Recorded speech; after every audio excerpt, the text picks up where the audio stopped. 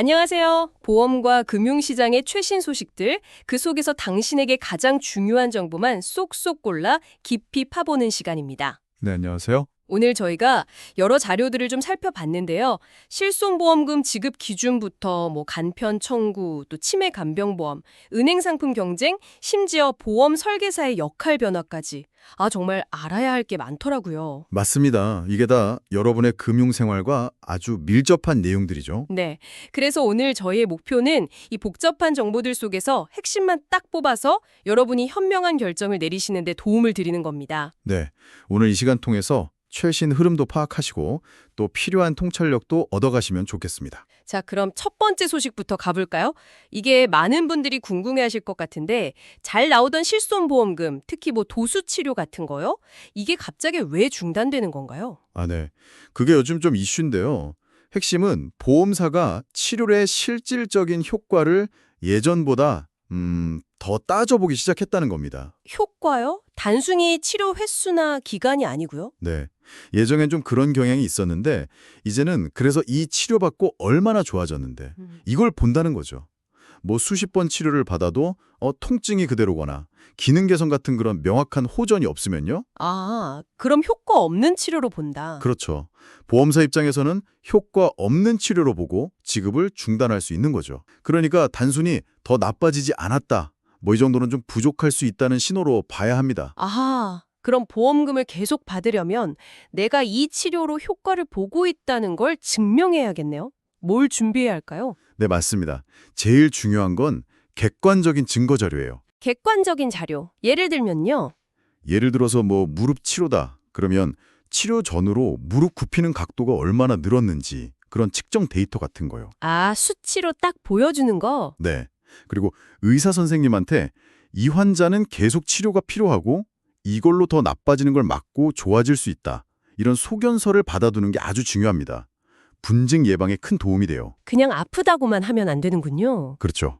구체적인 개선 증거를 딱 제시하는 게 핵심입니다. 알겠습니다. 그런데 또 보험금 청구하는 것 자체가 번거로웠잖아요. 근데 희소식이 있네요. 이제 동네 의원이나 약국에서도 서류 없이 바로 청구가 된다고요. 네, 맞아요. 실손보험 청구 간소화 서비스. 보통 실손 24라고 부르죠? 실손 24. 들어봤어요. 네. 이게 지난 10월 25일부터 2단계 사업이 시작됐어요. 그래서 기존의 병원급 의료기관이랑 보건소만 됐었는데 이제는 우리가 훨씬 자주 가는 동네 의원급 그리고 약국까지 확대된 거죠. 와, 이건 진짜 체감 확 되겠는데요. 사실 몇천 원, 몇만 원 이런 건 서류 떼기 귀짜 하나서 그냥 넘어갈 때 많았잖아요. 정확히 보셨어요. 네, 그런 숨은 보험금 찾아주려고 사실 2015년부터 계속 얘기 나왔던 거거든요. 수건 사업이었죠. 오래 걸렸네요. 네. 이제 진료비 영수증이니 세부 내역서니 이런 거 따로 발급받거나 사진 찍어서 앱에 올리고 그럴 필요 없이요. 병원이나 약국 창구에서 네, 청구할게요. 동의만 하면 자동으로 청구가 딱 되는 겁니다. 세상 편해졌네요, 진짜. 그동안 귀찮아서 포기했던 소액보험금들 이제 다 챙길 수 있겠어요. 그렇죠. 훨씬 편리해진 거죠. 편리해지는 건 좋은데 또 한편으론 이런 걱정도 들어요. 만약에요, 제가 갑자기 사고나 병으로 의사 표현을 전혀 못하게 되면 제 보험금은 그냥 없는 돈이 되는 건가요? 청구를 못하면? 정말 주요한 부분을 짚어주셨네요. 네. 안타깝지만 그런 상황 누구에게나 올 수 있잖아요. 그렇죠. 바로 이럴 때를 대비한 안전장치가 있습니다. 바로 지정대리 changu인 제도라는 건데요. 지정 대리 청구인 제도요? 네, 이게 가입할 때는 많은 분들이 좀 신경 안 쓰시는데 꼭 알아두셔야 하는 중요한 권리입니다. 좀 자세히 설명해 주시겠어요? 그러니까 보험계약자가 아직 건강하고 의사결정 능력이 있을 때요. 만약에 내가 나중에 의식이 없거나 치매 등으로 보험금 청구를 직접 못하게 될 경우를 대비해서 나 대신 보험금을 청구하고 받아갈 사람을 미리 지정해 두는 거예요. 미리 정해놓는 거군요. 누구를 지정할 수 있나요? 보통은 배우자나 아니면 삼촌 이내의 친족 중에서 지정할 수 있습니다. 삼촌 이내. 네. 그래서 만약에 정말 그런 불행한 상황이 와도 이 지정된 대리인이 나서서 보험금을 청구할 수 있게 하는 거죠. 보험금 받을 권리가 있어도 청구를 못하면 아무 소용없으니까요. 그렇죠. 네. 미리 이 제도를 활용해서 보험금 청구 공백을 막는 게 중요합니다. 특히 요즘처럼 고령화 사회에서는 이거 정말 필수적으로 점검하셔야 돼요. 네, 꼭 기억해야겠네요. 지정 대리 청구인. 자, 이번에는 자동차 사고 이야기로 넘어가 보죠. 사고 나고 나서 눈에 보이는 상처는 다 나았는데 신경 손상 같은 후유증이 남는 경우가 있잖아요. 이런 보이지 않는 손상, 보상은 어떻게 결정되나요? 아, 네. 자동차 보험에서는요, 그 말초신경 손상 같은 후유 장애는 사고 직후에 바로 평가하지 않고요. 충분히 치료를 받고 나서 평가하는 게 원칙입니다. 아, 바로는 아니군요. 네. 보통 사고일로부터 한 1년 6개월, 그러니까 18개월 정도 지났을 때 근전도 검사 같은 정밀 검사를 통해서 신경 손상 정도를 최종적으로 확정합니다. 이게 신경 손상은 회복되는데 시간이 좀 걸리고 그 경과를 지켜봐야 정확한 평가가 가능하거든요. 1년 반이나 걸리는군요. 그럼 보상 수준은 어떻게 정해져요? 맥브라이드? 이런 기준이 있다던데요? 네네. 맥브라이드 장애 평가표라는 기준을 참고는 합니다. 근데 그게 절대적인 건 아니에요. 아, 참고만 하는 거군요. 그렇죠. 그 평가표에 나온 장애율은 일종의 최대 한도, 가이드라인 정도로 보시면 되고요. 실제로는 환자의 구체적인 신경손상 정도, 또 그게 운동신경인지 감각신경인지, 그리고 회복 상태, 이런 걸 다 종합적으로 고려해서요. 평가표 수치보다 낮게 적용될 수도 있습니다. 아, 낮아질 수도 있군요. 네. 그리고 또 하나, 주로 쓰지 않는 팔이나 다리 있잖아요.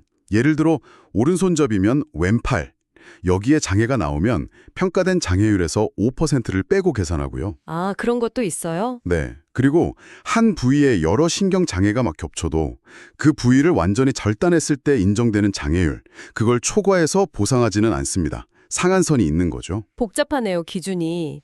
자, 다음으로 넘어가서요. 요즘 진짜 TV나 인터넷 보면 치매나 간병보험 광고 엄청 많이 나오잖아요.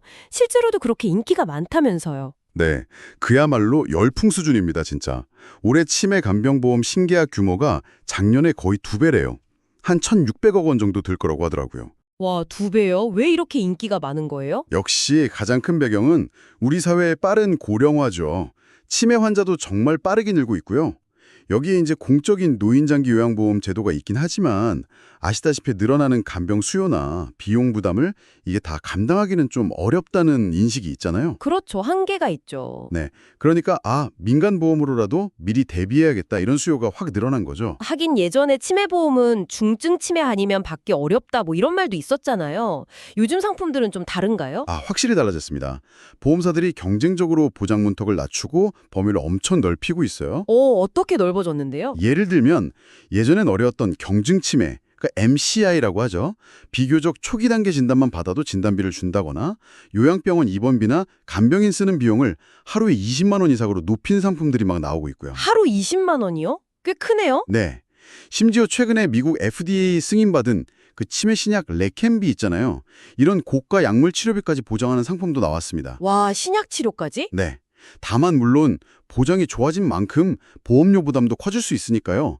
가입 전에 나한테 필요한 보장이 뭔지, 수준은 어느 정도가 맞는지 꼼꼼히 따져보고 보험료도 비교해보는 게 꼭 필요합니다. 알겠습니다. 자, 이번엔 은행 쪽으로 한번 가볼까요? 요즘 예금 금리 너무 낮아서 좀 아쉬운데 은행들이 고객 잡으려고 새로운 전략들을 쓴다면서요? 맞습니다. 기준금리 인하 얘기도 나오고 하니까 시중은행 예금금리가 연 2%대까지도 내려왔잖아요. 네, 너무 낮아요. 그러니까 이자 매력이 떨어지니까 고객들이 다른 데로 눈 돌릴 수밖에 없죠. 그래서 은행들이 삼성 같은 빅테크 기업이나 핀테크 플랫폼하고 손을 잡고 조금이라도 금리를 더 주는 특판 상품을 경쟁적으로 내놓고 있습니다. 약간 미끼 상품 전략이라고 볼 수도 있겠네요. 특판 상품이요? 구체적으로 어떤 것들이 있어요? 금리가 꽤 높던데요? 네, 예를 들어서 KB국민은행은 삼성금융의 모니모랑 제휴해서 특정 조건만 맞추면 최고 연 4.0% 금리를 주는 매일 이사 받는 통장, 이걸 내놔서 반응이 엄청 좋았고요. 4%면 괜찮네요. 그렇죠. 그리고 우리은행 같은 경우는 삼성전자, 삼성월렛 이용 고객 대상으로 최고 연 7.5%짜리 전용 적금을 내놨어요. 이건 정말 파격적이죠. 7.5%요? 와, 조건이 까다롭겠는데요? 네, 그런 제휴 상품 말고도요. 토스뱅크가 임신 중인 고객에게 최고 연 5% 금리 주는 아이적금 내놓은 것처럼 특정 고객층, 임산부나 청년층 이런 분들을 딱 타겟으로 하는 맞춤형 고금리 상품도 요즘 트렌드입니다. 아, 특정 고객만 노리는 것도 있군요. 네, 그래서 조금이라도 이자 더 받고 싶으시면 이런 특판 상품 정보를 잘 보셔야 하는데요. 다만 대부분 우대금리 조건이 붙어 있으니까 가입 전에 꼭 꼼꼼하게 확인하셔야 됩니다. 네, 조건 확인 필수겠네요. 자, 아까 보험금 지급이나 청구 변화를 봤는데 좀 더 근본적으로 보험사의 역할 자체가 바뀔 거라는 얘기도 나온다면서요. 아, 네. 그게 최근에 서울에서 열린 국제보험 세미나 SGIS라고 하죠. 여기서 나온 중요한 얘기인데요. 네네. 요즘 뭐 기후변화, 팬데믹, 사이버 공격, 예전에는 생각도 못했던 복잡하고 새로운 위험들이 계속 생기잖아요. 그렇죠. 너무 많죠. 네. 이런 복합 리스크 시대에 보험사가 그냥 사고 터지고 나서 돈으로 보상해주는 그런 사후 대응 약관만 해서는 미래가 없다는 공감대가 생긴 겁니다. 단순히 돈만 주는 곳이 아니라면 그럼 어떤 역할을 해야 한다는 건가요? 리스크 설계자 이런 말이 있던데요. 맞습니다. 바로 리스크 설계자, 리스크 디자이너 또는 리스크 엔지니어로서의 역할이 필요하다는 거죠. 리스크 설계자. 좀 더 쉽게 설명해 주시면요. 그러니까 보험사가 가진 엄청난 데이터랑 분석 능력을 활용해서요. 어떤 위험이 어디서 어떻게 터질 가능성이 높은지를 미리 예측하고 더 나아가서 그 위험 자체가 생기지 않도록 혹은 줄일 수 있도록 도와주는 솔루션까지 고객에게 제공해야 한다는 겁니다. 아, 예방까지요. 네, 예를 들어 기업 고객에게는 공장 화재 위험 줄이려면 이렇게 설비 개선하세요 라고 컨설팅 해주고 개인 고객에게는 건강 데이터를 보고 이런 질병 위험이 있으니 이런 예방 프로그램 하세요. 제안하는 식이죠. 단순히 손실 메워주는 걸 넘어서 위험을 관리하고 통제하는 파트너로 진화해야 한다는 목소리가 커지고 있습니다. 보험사의 역할이 그렇게 바뀐다면 소비자와 직접 만나는 보험 설계사분들의 중요성도 더 커질 것 같은데요. 이분들 사이에서도 변화가 있다고요? 네, 아주 중요한 변화입니다. 예전에는 뭐 어느 회사 소속이냐, 어떤 상품 파냐 이게 중요했다면 이제는 정보가 워낙 많아지니까 누가 파느냐, 그러니까 어떤 설계사를 만나느냐가 훨씬 중요해졌어요. 아, 누가 파느냐. 네, 특히 여러 회사 상품을 다루는 GA, 그러니까 법인 보험 대리점 소속 설계사분들한테는 자기 자신의 전문성이나 신뢰도를 알리는 개인 브랜딩이 생존과 성장의 거의 핵심 열쇠가 되고 있습니다. 근데 왜 갑자기 그 개인 브랜딩이 그렇게 중요해진 걸까요? 아무래도 정보가 너무 많으니까 소비자들은 오히려 누굴 믿고 맡겨야 되지 하고 혼란스러워 하거든요. 그렇죠. 너무 많아도 문제죠. 네, 이럴 때 잘 만들어진 개인 브랜드는 이 사람은 믿을 만한 전문가구나 하는 강력한 신호, 일종의 신뢰의 등대 역할을 해주는 거죠. 그리고 또 인공지능, AI가 뭐 단순 정보 제공이나 상품 비교는 해줄 수 있어도요. 고객의 복잡한 상황이나 감정을 이해하고 공감하면서 인생 전체의 재정 계획을 같이 세우고 꾸준히 관리해주는 이런 인간적인 가치는 대체하기 어렵잖아요. 아, 그렇죠. AI가 못하는 부분. 네, 결국 뛰어난 설계사는 상품 파는 사람을 넘어서 고객의 재정 문제를 해결해주는 컨설턴트이자 평생의 동반자가 되어야 하고 이걸 증명하는 게 바로 브랜딩의 본질이라고 할 수 있습니다. 그럼 그렇게 신뢰받는 설계사 어떤 모습일지 좀 궁금한데요. 혹시 뭐 성공 사례 같은 게 있을까요? 네, 예를 들면 한국보험금융 소속의 박정민 팀장님 같은 분이 좋은 예시가 될 수 있을 것 같아요.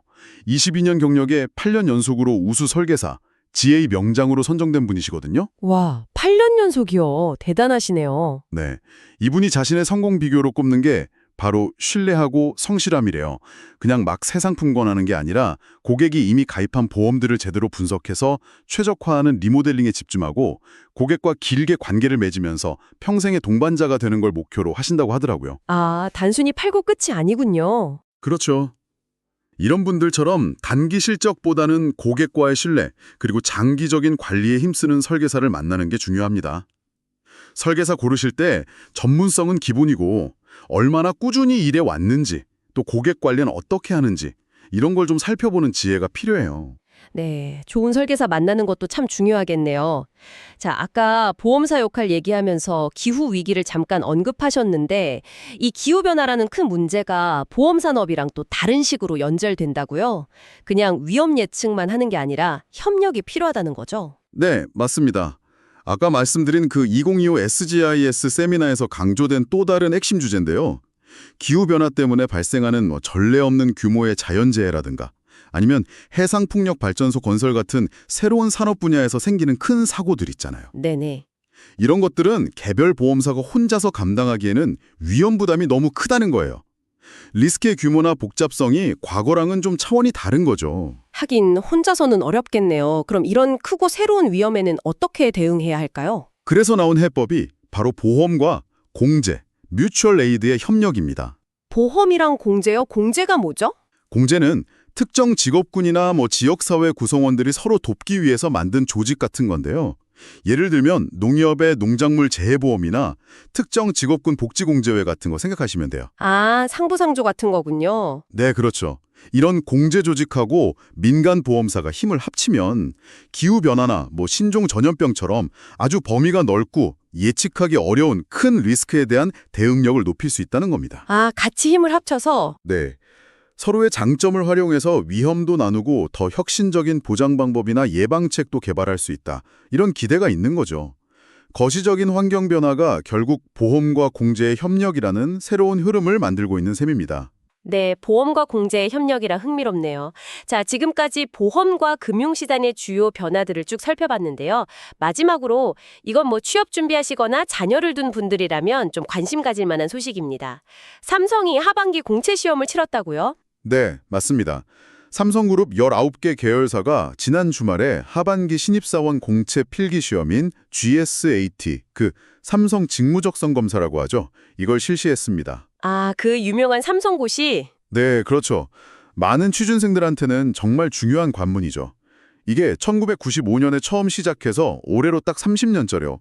그리고 2020년부터는 코로나 때문에 온라인으로 보고 있고요. 그렇군요. 근데 삼성이 주요 대기업 중에서는 유일하게 정기 공채를 계속하고 있다는 점도 좀 눈에 띄던데요. 맞습니다. 1957년에 우리나라 기업 최초로 공채 제도를 도입한 곳이 삼성이잖아요. 지금 4대 그룹, 그러니까 삼성, SK, 현대차, LG 중에서는 유일하게 상반기, 하반기 이렇게 1년에 2번씩 정기적으로 신입사원을 공개 채용하는 제도를 유지하고 있습니다. 다른 데는 다 수시 채용으로 바뀌었나요? 네, 대부분 그렇죠. 필요할 때마다 뽑는 수시 채용으로 전환한 상황에서 삼성이 정기 공채를 계속 유지하는 건 아무래도 채용 시장의 안정성이나 예측 가능성 면에서 좀 시사하는 바가 크다고 할 수 있습니다. 우리나라 대표 기업의 채용 방식이니까 다른 기업에도 영향을 줄 수 있어서 계속 지켜볼 필요는 있겠습니다. 간편해지고 고령화 때문에 간병, 치매 대비 중요성은 커지고 은행들은 또 플랫폼이랑 손잡고 고객 유치 경쟁하고 네, 심지어 기후변화 같은 정말 큰 문제까지 보험 산업의 근본적인 역할을 바꾸고 있고요. 맞아요. 이 모든 변화들이 결국 다 우리 금융생활하고 연결돼 있는 거잖아요. 그렇습니다. 그래서 중요한 건 이런 흐름을 놓치지 않고 나에게 필요한 정보가 뭔지 잘 파악해서 현명하게 활용하는 자세인 것 같습니다. 오늘 저희가 나눈 이야기들이 이 복잡한 금융 환경 헤쳐나가시는데 조금이라도 도움이 되셨으면 좋겠네요. 네. 여기서 딱 한 걸음만 더 나아가 보는 건 어떨까요? 오늘 얘기 나온 김에 잠시 시간 내셔서요.